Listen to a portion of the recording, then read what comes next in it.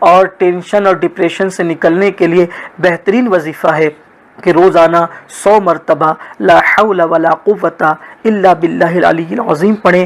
اس کے بارے میں حدیث پاک میں آتا ہے، مفہوم حدیث ہے کہ جو 100 مرتبہ لا حول شریف کا ورد کرے گا وہ 70 بلاؤں سے محفوظ رہے گا، جس میں سب سے چھوٹی بلا غم ہے، رنج ہے اور ٹینشن ہے، یعنی سب سے چھوٹی بلا یہ ہے تو بڑی بلائیں کیا ہوگی۔ تو لا حول شریف کو لازم پکڑیں، انشاءاللہ اس کی برکت ہوگی۔ پھر اس کے بعد ہر مرتبہ بلکہ ہمیشہ باوضو رہیں۔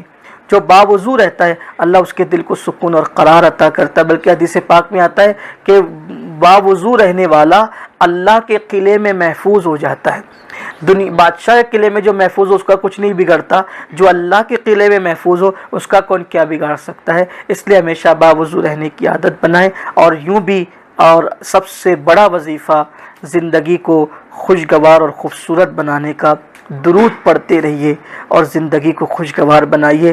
میرے آقا علیہ السلام کے فرمان کا مفہوم ہے، جو مجھ پر کثرت سے درود پڑھے گا اللہ اس کے دنیا کے بھی غموں کو دور کر دے گا اور آخرت کے غموں کو بھی دور کر دے گا۔ درود پڑھیے، ہر درد کی دوا ہے، صلی علی محمد، تعویذ ہر بلا ہے، صلی علی محمد۔ ان کا نام لیتے رہیے، یہ نام کوئی کام بگڑنے نہیں دیتا، بگڑی بھی بنا دیتا ہے۔ سب نام محمد، حضرت یونس مچھلی کے پیٹ میں نام محمد لیں تو مچھلی کے پیٹ سے نجات ملے، حضرت نوح کشتی سے نام محمد لے تو کشتی کو کنارہ ملے، حضرت آدم 200 سال تک روتے رہیں اور نام محمد لیں تو اللہ ان کی توبہ کو قبول فرماتا ہے۔ یہ وہ نام ہے جس نے ہر مرتبہ مشکل کشائی کی ہے۔ آئیے ہم اس نام کو پڑھتے رہیں، اور یہ نام والی ایسی ذات ہے سبحان اللہ کہ فریاد امتی جو کرے حال زار میں، فریاد امتی جو کرے حال زار میں، ممکن نہیں کہ خیر بشر کو خبر نہ ہو۔ اور اللہ اکبر، یہ نام لینے والا قیامت کے دن بھی پل صراط سے آسانی سے گزر جائے گا۔ جب پل صراط آسان ہو جائے گا اس نام کی برکت سے، تو کون سا آخر صراط ہے، کون سا راستہ ہے جو اس نام کی برکت سے آسان نہیں ہو سکتا۔ سب آسانیاں ہو جائے گی۔ اور امام اہل سنت نے بہت خوبصورت بات کی، ان کے نثار کوئی کیسے ہی رنج میں ہو، جب یاد آ گئے ہیں سب غم بھلا دیے ہیں۔ ہمارے لیے بڑی مشکل یہ ہے، ہم فلمیں دیکھ کر زندگی گزارنے کا طریقہ سیکھتے ہیں، ہم سیریل دیکھ کر زندگی گزارنے کا طریقہ سیکھتے ہیں۔ فلمیں اور سیریل دیکھ کر زندگی گزارو گے تو پھانسی کے پھندے پر لٹکنے کا پلان بناؤ گے، اور مصطفیٰ جان رحمت کی زندگی دیکھ کر زندگی گزارو گے تو انشاءاللہ خود بھی بلاؤں سے بچو گے اور دوسروں کو بھی خودکشی سے بچا سکو گے۔ ہم سیریل اور فلمیں دیکھ کر زندگی گزارنے کا طریقہ سیکھنے والی قوم نہیں ہے، اس لیے کہ ہمارے لیے تو حضور کی زندگی ہے۔ لقد کان لکم فی رسول اللہ اسوۃ حسنہ، کہ تمہارے لیے تمہارے نبی کی زندگی میں اسوہ ہے۔ کیا وہ اسوہ ہے کہ جو وہ زندگی کے اندر مسکراتے رہو اور لوگوں کو مسکراہٹیں تقسیم کرتے رہو۔ مجھے تو کبھی عادت نہیں ہے کہ میں یہ کسی سے کہوں کہ میں یہ ہوں میں وہ ہوں، اس لیے کہ جب سے میں نے تفسیر میں پڑھا ہے کہ میں کہنے پر مصیبت آتی ہے تو میں کوشش کرتا ہوں کہ جلدی سے میں بھی نہ نکلوں، لیکن اگر زبان سے میں نکلتا ہے تو دل میں کہتا ہوں اللہ معاف کرنا، مجبوری تھی اس لیے کہہ دیا، ورنہ کہہ بھی کہہ سکتا تھا، کبھی نہیں۔ اور ظاہر سی بات ہے وہ شخص میں کیا کہے گا جس کا کچھ ہے ہی نہیں، میرا کچھ نہ، میرا جسم میرا ہے، نہ میری زبان میری ہے، نہ میری آواز میری، سب تو اسی کا دیا ہوا ہے، میں کیا کروں۔ لیکن ایک بات آپ سے کہتا ہوں، یہ جو آپ کا خادم، آپ کی جوتیوں کو سیدھی کرنے والا یہ حقیر فقیر جو آپ کے سامنے بیٹھا ہے، جس دن سے میں نے دعوت کی راہ میں قدم رکھا ہے، میری عمر 11 سال تھی، اس دن سے لے کر آج تک کس راستے سے لوگوں نے نہیں گزارا۔ میری ماں کو گالیاں دی، مجھے گالیاں دی، کیسے کیسے الزامات لگائے، ہم نے کبھی ہمت نہیں ہاری۔ آپ سے کہتا ہوں ہمت کبھی نہیں ہارنا۔ صلاح الدین ایوبی کہتے تھے 1000 جنگ ہارنے سے وہ نقصان نہیں ہوتا جو ایک مرتبہ ہمت ہارنے سے نقصان ہوتا ہے۔ میرے ساتھی اس پر گواہ ہیں، مشکل سے مشکل مقام آیا لیکن ہمیشہ مسکراتے رہے۔ اور آپ سے بھی کہتے ہیں ہمت کبھی مت ہارنا، وجہ ستانے والوں سے زیادہ بچانے والا بڑا ہے، مسائل پیدا کرنے والوں سے زیادہ وسائل پیدا کرنے والا بڑا ہے۔ مسائل سے مت گھبرانا، اس لیے کہ اللہ بندے مسائل پیدا کرتے، اللہ وسائل پیدا کرتا ہے۔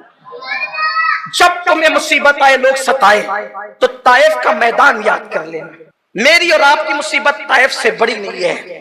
میرے نبی جب طائف میں گئے تھے تو ان پہ اتنے پتھر مارے گئے، اتنے پتھر مارے گئے کہ حضور علیہ الصلوۃ والتسلیم کی نالین خون سے بھر گئی۔ بولو کبھی یہ وقت ہم پر آ سکتا ہے؟ کبھی نہیں. مت گھبراؤ، بھوک سے مت گھبراؤ، پیاس سے مت گھبراؤ، بچیوں کو طلاق دیا جائے تو مت گھبراؤ. حضور کو پتھر جب مارے گئے، حضور کے ساتھ جو میرے آقا کے غلام تھے زید بن حارثہ فرماتے میرے آقا جب سر سے لے کے پیر تک کے خون بہہ گیا اور حضور پہ گشی کی کیفیت طاری ہو گئی، حضور بیٹھ گئے نیچے. حضور ایک درخت کے نیچے بیٹھ گئے تو ان طائف کے اوباش لڑکوں نے حضور کے ہاتھ پکڑ کے کھڑا کیے اور حضور علیہ السلام کی پنڈلیوں پہ مارنا شروع کیا. یہ کیفیت ہے. کیوں ہمت ہارتے ہو؟ اپنے نبی کی طرف دیکھو، اپنے نبی کی طرف دیکھو. وہی کہتے ہیں مجھے گھر سے بے گھر کر دیا، یا حکومت ستا رہی ہے دنیا میں، ہمیں حکومتیں ستا رہی ہے. میں کہتا ہوں کہ یزید کی حکومت نے میرے حسین کو نہیں ستایا. اگر دنیا میں کسی بھی ملک میں کسی بھی خطے میں مسلمانوں پر حکومت کا پریشر ہے تو اپنے حسین کی کربلا کو یاد کر لو. اور کہتا ہوں یاد رکھنا ستانے والا اگر بے گھر بھی کر دے گا تو ستانے والا خود بے گھر ہو جائے گا. اور جسے بے گھر کر کیا جائے اور وہ حق پر ہو تو انشاءاللہ وہ گھر گھر نظر آئے گا. اسی لیے کسی کہنے والے نے کہا ہے کہ حسین کل بے گھر تھے، آج حسین گھر گھر ہے. کل بے گھر تھے، کیوں؟ بے گھر یزید نے کیا جو مٹ گیا، گھر گھر اللہ نے کیا جو ہمیشہ باقی رہنے والی ذات. کبھی مسئلے سے نہیں گھبرانا، کبھی. اور آپ کو بتاؤں اللہ نہ کرے اللہ، کبھی تم پر زنا کا الزام بھی لگ سکتا ہے، بدکاری کا الزام بھی لگ سکتا. تم پاک دامن. ایک بات ہمیشہ یاد رکھو، اپنے معاملات اپنے اللہ سے درست رکھو، بس چھوڑ دو کسی کوئی اوقات نہیں. کوئی تم پہ زنا کا الزام لگائے، لڑکی کا الزام لگائے، لواطت، اگر الزام ہے، الزام کی کوئی حیثیت نہیں. تم اگر سچے ہو چپ رہو، کچھ نہیں بولنے کا، خاموش. کہاں سے ملا؟ دیکھ لو حضور کی پیاری زوجہ، ہم سب کی امی جان ام المومنین سیدہ طیبہ طاہرہ، سیدہ طیبہ طاہرہ، میرے نبی کی زوجہ ام المومنین حضرت عائشہ صدیقہ رضی اللہ تعالیٰ. منافقین نے الزام لگایا اور وہ گندا جو الزام لگا اس کا ذکر نہیں کرتا، آپ سمجھ گئے الزام کیا لگا. ایسا پروپیگنڈا کیا منافقین نے کہ بعض کلمہ پڑھنے والے مخلصین بھی اس کا شکار ہو گئے اور وہ بھی کہنے لگے کہ انہوں نے ایسا کیا، انہوں نے ایسا کیا. ام المومنین کو پتا چلا میرے بارے میں اتنی گندی بات. ام المومنین چلی گئی اپنی امی کے یہاں، ام المومنین چلی گئی اپنی امی کے یہاں. کچھ نہیں صفائی، کوئی صفائی پہ نہیں. کیا کہا پتہ ہے؟ حضور ملنے آئے تو آقا تو صحابہ میں کہہ چکے تھے کہ میں اس کو خیر سے کے علاوہ اس کا کچھ نہیں جانتا. ان کی کنیز کو جو ان کے یہاں رات دن رہتی تھی گھر میں، ان کی کنیز کو بلایا. مولا علی نے کہا تجھے ماروں گا ورنہ سچ بول، کیا معاملہ ہے، صحیح بتا. حالانکہ مولا کائنات بھی پہلے کیا بول چکے تھے؟ یا رسول اللہ آپ کی بیویاں پاک ہیں. کیوں؟ دلیل کیا پیاری دی میرے مولا نے.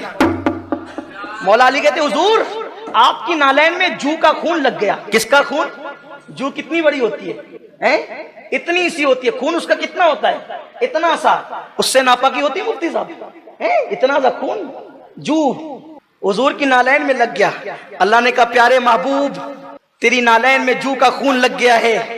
پیارے جس نالین میں جو کا خون لگ جائے وہ تیرے پیر میں ہو ہم پسند نہیں کرتے. یہ نالین اتار دے. پیارے تیری شان نہیں، تو طیب و طاہر ہے، تو طیب و طاہر ہے، تیرے گھر والوں کے لیے آئے تطہیر ہے. اگر تیری نالین میں جو کا خون لگ جائے نکال دے اس نالین کو، اتار دے اس نالین کو. تیری شان نہیں کہ جس میں جو کا خون لگا ہو وہ نالین تیرے پیروں میں ہو. مولا کائنات کہتے حضور میرے ماں باپ آپ پہ قربان، اگر نالین میں جو کا خون لگ جائے تو اللہ اس کو اتار دینے کا حکم دیتا ہے. اگر کوئی بیوی آپ کی معاذ اللہ کوئی غلط کام کرے تو اللہ اس کو آپ کے نکاح میں رکھنا کیسے پسند فرمائے گا؟ جب نالین پہ جو کا خون لگے وہ پسند نہیں ہے تو کسی پر گندی نظر پڑے اور وہ آپ کے حرم میں رہے، اللہ کو یہ گوارا نہیں ہوگا.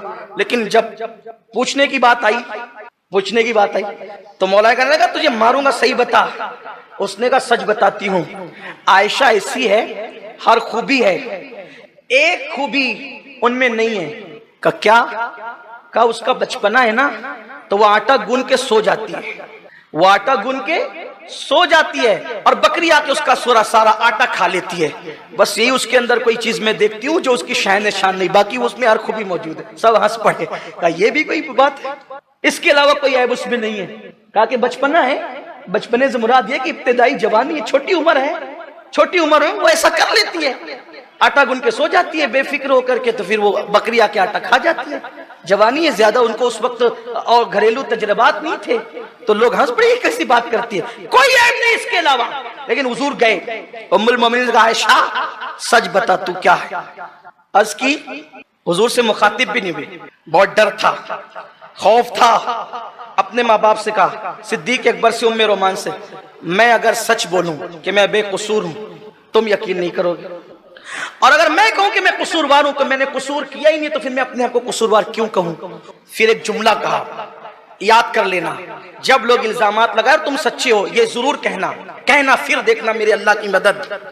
چھوٹا چھوٹا الزام لگنے پر لوگ، الزام لگ گیا میری عزت چلی گئی، اب میں پھانسی لے لوں گا، میں خودکشی کر لوں گی. ارے چھوڑو لوگوں، اگر تم پاک دامن ہو ڈرنے کی ضرورت نہیں. ام المومنین نے کہا میں کہوں گی بے قصور ہوں تم یقین نہیں کرو گے، اور کہوں کہ قصوروار ہوں جو میں نے نہیں کیا ہے، میں کیوں اس کو اپنے اوپر اوڑھ لوں.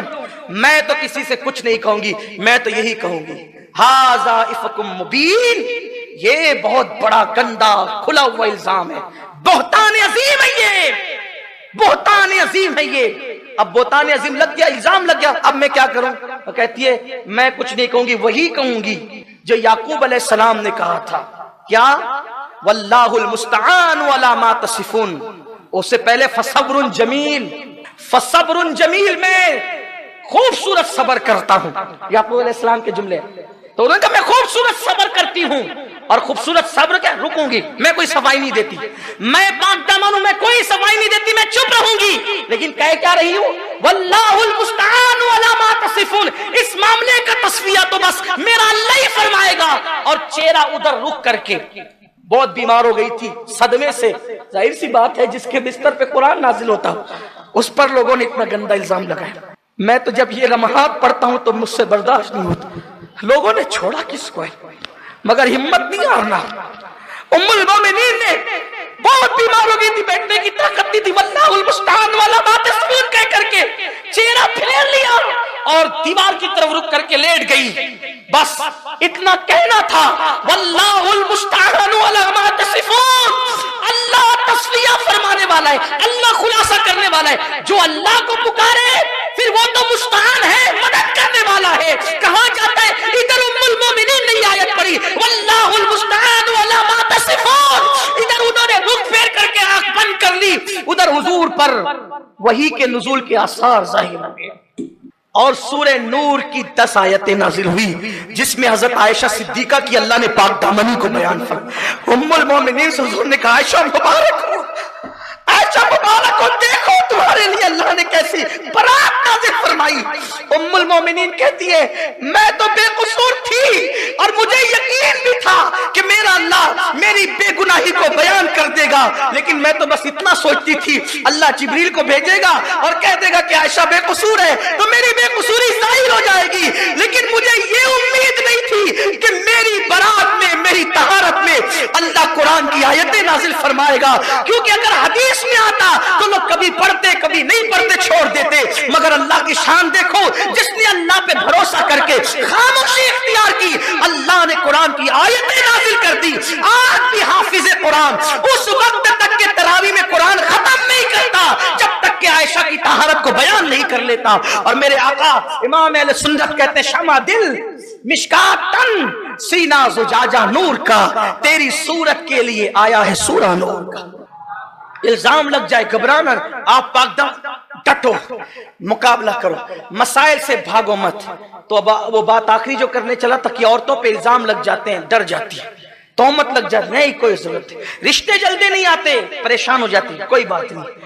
یہاں پر خودکشی کرنے والوں کو یہ بتانا چاہتا ہوں، اگر یہ ذہن ہے کہ یار میں نے تو یہ گناہ کیا، اب یہ گناہ کا داغ کیسے دھلے گا، توبہ کیجئے. ایک بات آپ سے پوچھتا ہوں، فضیل بن عیاض کا ذکر جب ہم کرتے ہیں عزت سے کرتے ہیں یا حقارت سے کرتے ہیں؟ سچ بتانا. عزت سے کرتے ہیں، حالانکہ ہمیں پتا ہے پہلے وہ ڈاکو تھے، ڈکیتی کرتے تھے، مگر عزت سے کیوں کرتے ہیں؟ سچی توبہ کر لی تھی. یہ پورا واقعہ جب ان کی ڈکیتی کا بیان ہوتا ہے کسی ایمان والے کے دل میں ذرہ برابر ان کے لیے حقارت پیدا نہیں ہوتی بلکہ محبت ہی پیدا ہوتی ہے, الفت ہی پیدا. یہ سچی توبہ کی برکت ہے. کیوں؟ جب اللہ نے کہہ دیا ان اللہ یحب التوابین, ہم توبہ کرنے والوں کو اپنا محبوب بنا لیتے ہیں, تو جس کو خدا محبوب بنا لے تم اس کو مردود کیسے کر سکتے ہو؟ اس لیے اگر اللہ نہ کرے زندگی میں کوئی گناہ ہو گیا اور بدنام ہو گئے, ڈرو مت, اس کا راستہ ہے سچی توبہ کرو. اسی طرح سے ٹینشن میں آ جاؤ, اس کا بھی راستہ. ٹینشن میں آؤ, وضو کرو, لاحول شریف پڑھو. ٹینشن کا بہترین علاج ہے لاحول شریف. کوئی 100 مرتبہ لا حول ولا قوت الا باللہ اپنی زندگی میں لازم کر لے, انشاءاللہ اس کو کبھی ٹینشن بے چین نہیں کرے گا, وہ ہمیشہ پرسکون رہے گا. سکون چاہتے ہو, لا حول کو لازم پکڑو, کیونکہ میرے آقا صلی اللہ علیہ وآلہ وسلم فرماتے ہیں یہ عرش اعظم کے خزانوں میں سے خزانہ ہے. ڈپریشن کا بہترین علاج لاہور شریف کے اندر ہے. آپ کو بتاؤں شیطان سے بڑا ٹینشن دینے والا کون ہوگا؟ قرآن کہتا ہے ان الشیطان للانسان عدو مبین, کہ بے شک شیطان انسان کا کھلا ہوا دشمن ہے. دنیا میں شیطان سے بڑا ہمارا کوئی دشمن نہیں ہے. ارے جب لاہور کی برکت سے شیطان بھاگ جاتا ہے تو کون سا دشمن نہیں بھاگ سکتا؟ اس لیے لاحول کو لازم پکڑو, درود شریف کی کثرت کرو, ٹینشن دور ہوگا, ٹینشن کا خاتمہ ہوگا. قرض کا مسئلہ ہے, آسان ہے, محنت کرو, کوشش کرو, کاوش کرو, اور سورج نکلنے سے پہلے, فجر کی اذان سے لے کر سورج نکلنے سے پہلے 100 مرتبہ سبحان اللہ وبحمدہ سبحان اللہ العظیم وبحمدہ استغفر اللہ. اس وظیفے کو روز پڑھو. میرے کریم آقا کی زبان ہے, میرے نبی کا فرمان ہے, اگر پہاڑوں برابر کسی پہ قرضہ ہوگا اللہ اس کی بھی ادائیگی کے لیے اسباب پیدا فرما دے گا.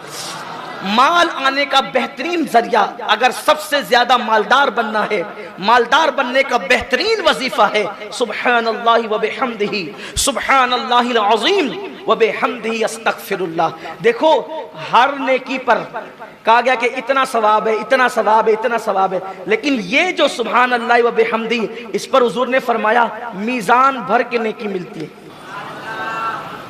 ارے کہیں نہ کہیں سے مال کا تعلق میزان سے ہے کہ نہیں ہے؟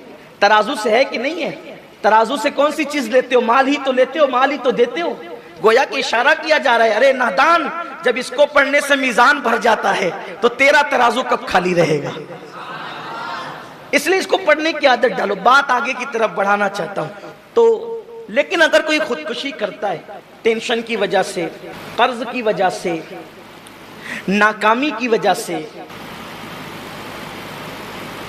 یا کسی اور سبب سے, معاشرے میں ذلت کی وجہ سے, تو ان کے لیے ایک حدیث پاک پڑھ کر جو اصل عنوان ہے اس کی طرف بڑھنا چاہتا ہوں. اصل عنوان, اگر یہ سوچتے ہو کہ خودکشی کروں گا تو آرام پا جاؤں گا, یہ غلط فہمی ہے. زہر پی کے خودکشی کی تو جہنم کے اندر ہمیشہ زہر پلا پلا کے مارا جائے گا, پھر زندہ کیا جائے گا. پھر چھری گھونپ کر کوئی ہتھیار گھونپ کر خودکشی کی تو جہنم کے اندر ہمیشہ تمہیں چھری گھونپی جائے گی اور فرشتے گھونپیں گے. آپ سوچیں کہ چلو ایک مرتبہ چھری گھونپ کر کے پھر آرام پا جائے, آرام نہیں ملے. کسی نے کہا تھا نا, گر یہاں چین نہ پائیں گے تو مر جائیں گے, گر یہاں چین نہ پایا تو مر جائیں گے. تو کسی دوسرے نے بھی جواب دیا تھا, مر کے بھی چین نہ پایا تو کدھر جائیں گے؟ یہاں سے تو رائے فرار اختیار کر رہے ہو کہ مر جائیں گے.